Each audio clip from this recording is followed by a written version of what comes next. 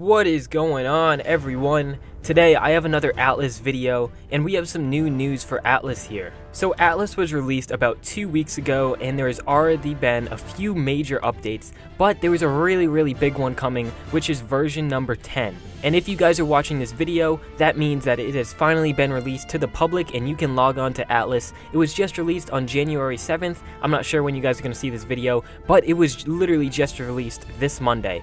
So leading up to this version 10, they've been updating the game a lot.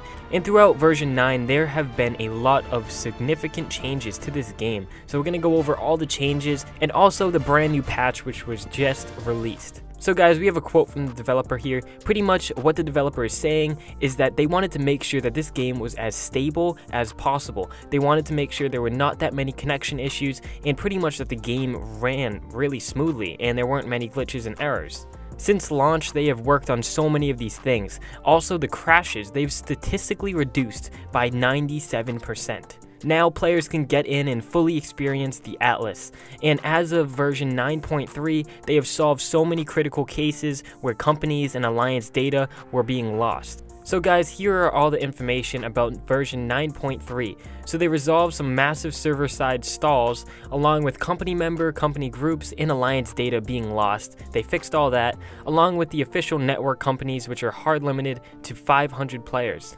They also fixed some of the server crashes, and they slightly improved the server performance and generally reduced the server stalls. So aside from the limit on the companies, and now you can only have 500 members in each company, now they pretty much said that they have been working really hard on all the connection and the performance issues. So they're trying to make sure that this game runs as smoothly as possible, and now that they've done that, they're going to be focusing in version 10 on a lot of new updates on the gameplay itself. So here are a few new things upcoming in version 10, the general note regarding server performance improvements, stalls, connection issues, and etc. So they're just going to constantly be working on all the performance and the connection issues as well in version 10. But we haven't even gotten into the good part yet about all the new additions to the game. So also in this article, there's another quote from the developer. They're pretty much saying that they've been working really hard on development and they've been prying their eyes open to see and determine what needs to be addressed. In the upcoming patches, they're going to be working on a lot of different things to improve Atlas. So guys, apart from all of the connection issues and all that stuff that are being worked on, they also have a few different things that aren't only behind the scenes. So in the version 9.3, which was already released, they changed the default resource in taming speeds and they increased it to 2 times as the baseline. So from now on guys, whenever you pick up a stone, it's going to give you 2 times. Whenever you harvest a tree, it's going to give you 2 times the amount of resources, which is really good. I'm pretty sure they did this in parts of Ark Survival on certain official servers, and that's amazing because it just makes the game so much quicker and so much faster for everyone, because we don't have time to be sitting there punching a tree for 5 minutes just to get freaking 6 wood. It's so annoying.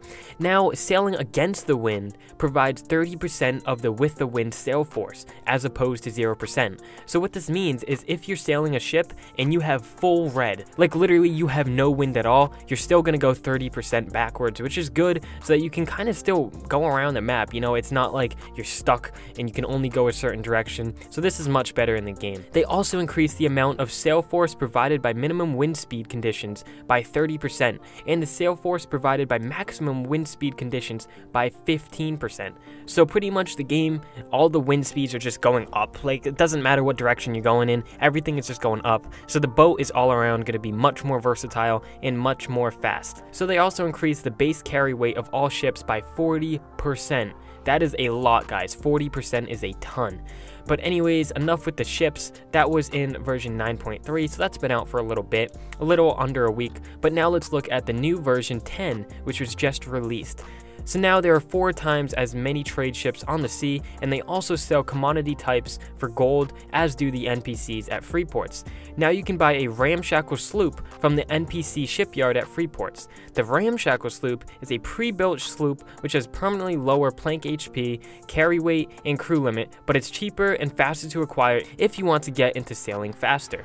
So this new sloop, guys, you can literally get it right off the bat. You don't have to go and find an island to make your base on. Just build the sloop right off the free ports. Boom, you got it. It's so much better, guys. It's so much better. So instead of having to go and claim land for yourself or finding an island to build on, you can just claim that sloop right off the bat. And there you go. It is awesome.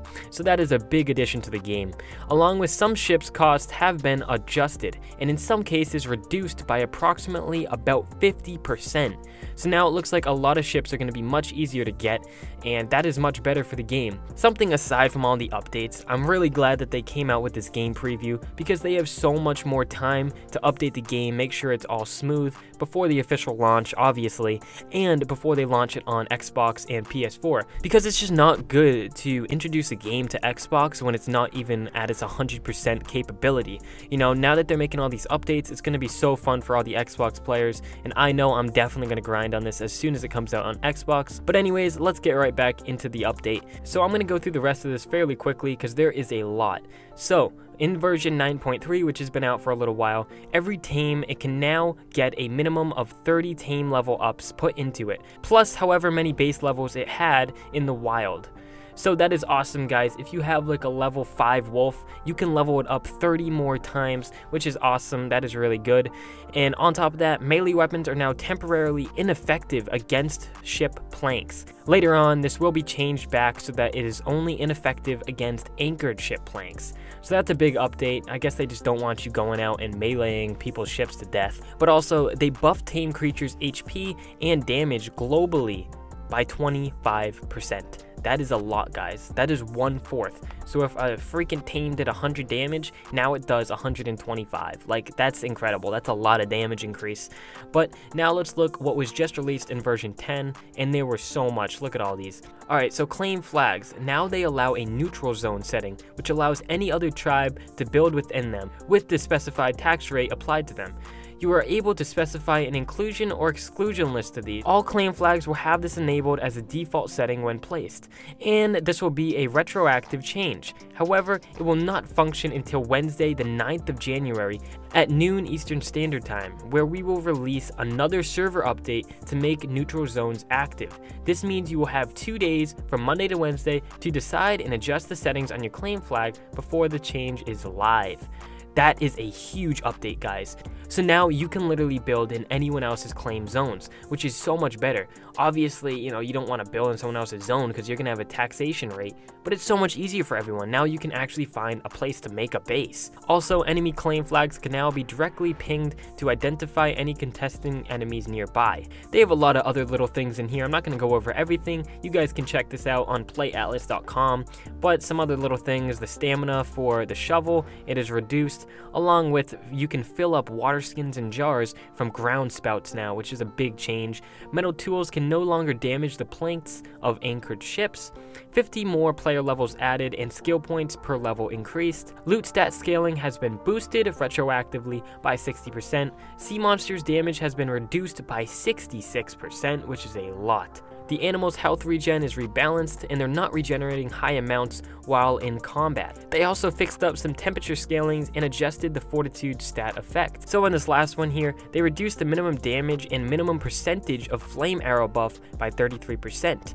They also did some other things to the flame arrows. I'm not going to go through everything. Like, they did a ton of minor things to the bows and the arrows. Nothing really big here. So let's look at the version 10 updates here. All cannon and turrets can now be pin code protected for lever activation. Lawless servers can no longer be specified as home servers. If your home server was a lawless server, you will be required to pick a new Freeport home server upon respawn. Favorite server selection dropdown is added for unofficial. Joining through Steam browser server list with password now properly caches the password for Atlas travel. Weather events are now indicated in the HUD. Armor effectiveness will be adjusted so that the firearms are more useful in PvP. Fix some bugs related to sea claims. Eating poop is now an instant death. Oh my gosh. Fixed an issue where you couldn't kill yourself by exhaustion for stuck situations. So as you guys just saw, there were a lot of updates on this page. There were probably at least 50 minor things that were changed, along with a good dozen big things that were really changed in the game. And this is really good. I'm glad that they're adding in all these new things. Some of the best things, in my opinion, were the brand new sloop, which you can claim and craft from the free ports themselves. That is really good. Like, that's insane. Along with the neutral zone update that they're making to the game, that's going to be a game changer, and I don't know how they're going to go about that, to be honest. Like, that's going to be insane. So that's pretty much it for this whole thing right here. They said that they're going to be releasing a new captain's log on Monday, so that is the day that I'm recording this. So hopefully later tonight they will make a new captain's log, and I will go over that and get you guys all the information you need. But that's pretty much it for Atlas and the brand new update that is coming to the game. I hope you guys enjoyed this video, and I will see you in my next video, hopefully soon. Peace.